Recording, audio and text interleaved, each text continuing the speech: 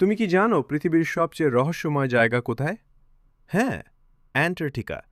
একসময় একটি প্রাচীন মানচিত্র তৈরি হয়েছিল, ফিরি রিজ ম্যাপ, পঞ্চদশ শতাব্দী, 11 বছর। এতে অ্যান্টার্কটিকার বরফ ছাড়া মানচিত্র আঁকা ছিল। কিন্তু তখন তো কেউ ওখানে গিয়েছিলই না। মনে হচ্ছে কেউ অদৃশ্য পথে মানচিত্র বানিয়েছিল। কল্পনা করো, বরফের নিচে লুকানো আছে প্রাচীন সভ্যতার অদ্ভুত ধ্বংসাবশেষ, পিরামিডের মতো গঠন, রহস্যময় কোণ।